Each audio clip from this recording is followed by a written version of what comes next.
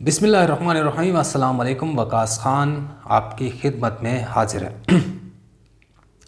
आज बात करेंगे इस मुल्क में मौजूद मुख्तलिफ़ जो निज़ाम हैं उसके भेंट चढ़ते हुए कुछ शहरियों के हवाले से।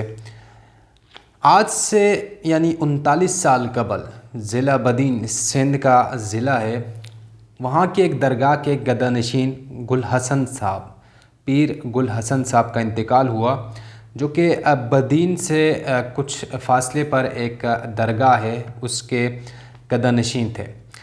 इंतकाल के बाद जो मामलात देखने में आए वहाँ पर वो कुछ ऐसे थे कि दो ग्रोह आमने सामने हुए। एक ग्रोह का मानना था कि हमारा जो ये शख्स है इसको गद्दानशीन बनाया जाए, जबकि दूसरा ग्रोह वो मानने से इनकारी था कि हम इनको गद्दानशीन नहीं बनाएंगे। उसके बाद मामला कुछ ऐसा बढ़ा कि बातों से बात निकली, गालम गलोच तक पहुंची और गालम गलोच से निकलते हुए सीधा मामला गया गोलियों तक, और देखते ही देखते आनन फानन 7 अफराद मौत के घाट उतार दिए गए, जबकि दर्जनों ज़ख्मी हुए। जिस ग्रोह के जो मजावर इंतकाल कर गए थे उन्होंने कानून का सहारा लेते हुए पुलिस स्टेशन में रिपोर्ट दर्ज कराई और मुकदमा दर्ज हो गया। उसके बाद 35 अफराद को इस मुकदमे में नामज़द किया गया। ट्रायल चला तकरीबन यानी काफ़ी अरसा ट्रायल कोर्ट में ये मामला चला और 15 अफराद को सज़ा सुनाई गई, जिसमें 11 मुलजिम ऐसे थे जो कि तिबई मौत मर चुके थे। दीगर मुलजिमों ने जो है अपील के लिए सिंध हाई कोर्ट से रुजू किया। उसमें दौरान अपील ही 2 अफराद का इंतकाल हुआ, बाकी बच गए 2 अफराद। अब 2 अफराद जो हैं वो मामला उनका चलता रहा। मामलात जो हैं वो सिंध हाई कोर्ट में ज़ेर समाअत थे। तकरीबन 23 साल तक ये सिंध हाई कोर्ट में ज़ेर इल्तिवा रहा मामला। 23 साल के बाद सिंध हाई कोर्ट के जस्टिस उमर सयाल ने एक रोज़ कबल इस केस का फ़ैसला सुनाते हुए ये मुकदमा ख़ारिज कर दिया और मुलजिमों को बाइज़्ज़त बरी कर दिया। अब सवाल ये है कि जो 7 मजावर कत्ल हुए आज से तकरीबन 39 साल कबल, उसका इंसाफ कौन करेगा? अगर ये बेगुनाह थे तो क्या वो गुनाहगार थे? ये एक ऐसा घन चक्कर है हमारा निज़ाम जिसमें मुलजिम कुछ अरसे बाद ये समझता है कि वो तो यानी बच जाएगा, बल्कि मामलात ऐसे बन जाते हैं कि ऐसा तासुर मिलता है कि ये बच जाएगा, जबकि जिसने जो मुद्दई होता है, जिसके साथ वारदात हुई होती है, जो मुतासिर कुनिंदा होता है, उसको यूँ लगता है जैसे वो ख़ुद मुलजिम है, उसकी जानिब से कुछ हुआ है और उस पर इतना प्रेशर डाल दिया जाता है कि ख़ुद जस्टिस उमर सयाल साहब कहते हैं कि ये निज़ाम ही ऐसा है, हम माज़रत ख़्वाह हैं। फ़ैसला सुनाते हुए उन्होंने ये बात कही और उसके साथ साथ ये ताकीद की उन मुलजिमों को जो बरी हुए, जिनके ख़िलाफ़ मुकदमा या सज़ा कलअदम करार दी, उनको ये ताकीद की कि अपने बच्चों को पढ़ाएं ताकि माहौल तब्दील हो। सवाल ये पैदा होता है कि जो पढ़े लिखे लोग हैं, चाहे वो पुलिस में हैं, चाहे प्रोसिक्यूशन में हैं, चाहे अदलिया में हैं, चाहे जहाँ भी हैं, वो कानून हाथ में लेना कब छोड़ेंगे? ये एक छोटा सा वाक़या था जो कि ट्रायल कोर्ट से होता हुआ सिंध हाई कोर्ट पहुंचा और एक तवील एक सिलसिला शुरू हुआ समातों का। न जाने कितनी समातें हुई होंगी, कितनी बार मुलजिम पेश हुए होंगे, कितने बार मुद्दई पेश हुए होंगे और कितनी बार जो है अदालतों में इसके कई घंटे इसमें जो है समातें हुई होंगी। लेकिन उसका नतीजा क्या निकला कि बरी हो गए। बरी क्यों हुए? बरी इसलिए हुए कि हमारा जो निज़ाम है इस पर बहुत से सवालात उठाए जा सकते हैं और बहुत से सवालात लोग उठा चुके हैं। पुलिस का जो निज़ाम है उसकी बुनियाद पर एक मुकदमा बनता है, चाहे वो सच्चा है या झूठा है, उसको साबित अदालत में ही करना होता है। हमने ये भी देखा कि बहुत से मुकदमात में बड़े बड़े जो क्रिमिनल्स हैं वो बरी हो जाते हैं। वजूहात क्या हैं? इन पर जब तहकीक की जाती है, जब हम अदालतों में मामलात देखते हैं तो वजूहात ये हैं کہ اس سسٹم کو اتنا پیچیدہ کر دیا جاتا ہے کہ بالآخر شک کی بنیاد پر ملزموں کو ہی بری کر دیا جاتا ہے۔ ہم نے گزشتہ روز ایک سوشل میڈیا پر ایک وائرل سٹوری بھی دیکھی، جس میں ایک بابا جی نے خیبر پختونخوا میں اپنے بیٹے کے قتل کے الزام میں، جو ان کے سامنے قتل ہوئے تھے، پروسیکیوشن وہ عدالت میں ثابت نہیں کر پائی کہ یہ ملزم جو ہیں یہ واقعی انہوں نے ایک لڑکے کو قتل کیا، لیکن انہوں نے خود قانون اپنے ہاتھ میں لیا اور ان اپنے بیٹے کے قاتلوں کو وہیں پر موت کے گھاٹ اتار دی اور اس کے بعد گرفتاری دے دی۔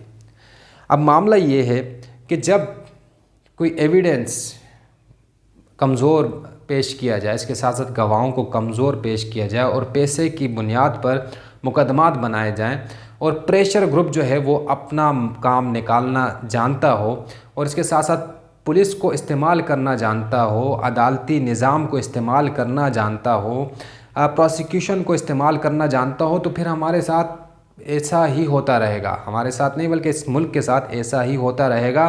اور آج ہی ہم نے ایک سٹوری ایسی بھی کور کی ہے جس کی ویڈیو میں انشاءاللہ آج یا کل میں ڈالوں گا، کہ ایک پولیس اہلکار انصاف کے لیے عدالتوں میں دھکے کھا رہا ہے۔ وہ کہتا ہے کہ میں نے محبت کی شادی کی اور اس کے بعد ہم نے ہنسی خوشی ہم رہنے لگے، لیکن جو لڑکی کے خاندان والے تھے وہ ان کو یہ بات ہضم نہیں ہوئی اور انہوں نے لڑکی کو نہ صرف اغوا کیا بلکہ اس پولیس اہلکار پر بھی تشدد کیا، اس کو بھی اغوا کیا، اور کچھ عرصے بعد جب چھوڑا تو پولیس اہلکار نے FIR درج کی۔ اب پولیس ہی اس اہلکار پر دباؤ ڈال لی کہ آپ مقدمہ واپس لیں، کہا جا رہا ہے کہ آپ صلح کر لیں اور مقدمہ واپس لیں۔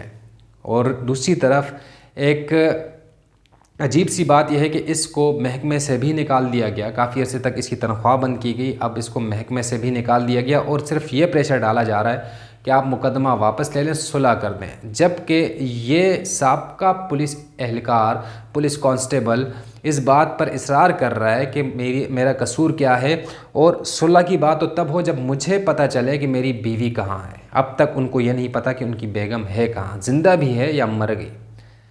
لیکن SSP لیول تک کے افسر نے اس کو پریشرائز کیا کہ مقدمہ واپس لو اور صلح کرو، اور صلح اس بنیاد پہ کی جا رہی ہے کہ اس کو بیگم نہیں ملے گی، سامنا نہیں کرایا جا رہا ہے بیگم کا۔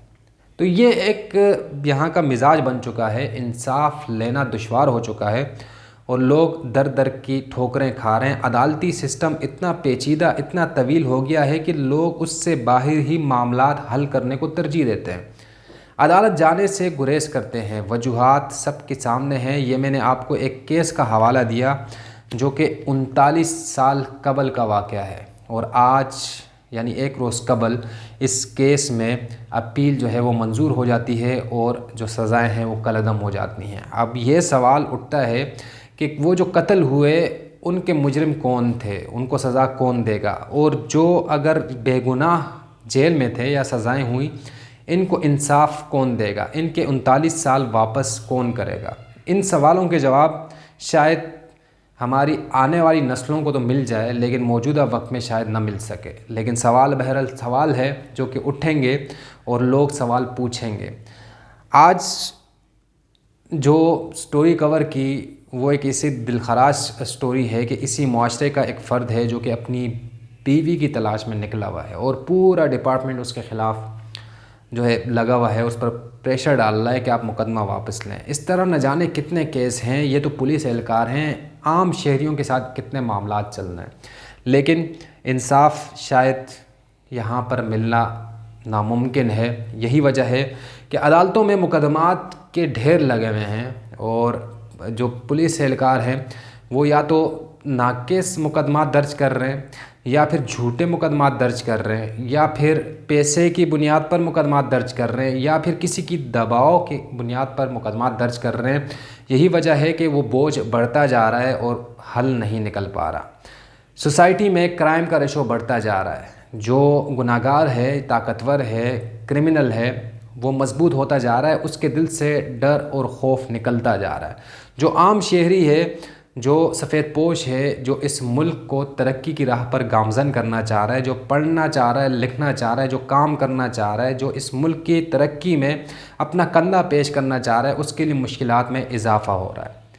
وہ سوچنے پر مجبور ہے کہ اس ملک میں آیا میری آنے والی نسلیں محفوظ ہیں؟ وہ یہ سوال کرتا ہے کہ میرے ساتھ کچھ زیادتی ہوتی ہے، ناانصافی ہوتی ہے تو میں کہاں جاؤں گا؟ مجھے انصاف کون دلائے گا؟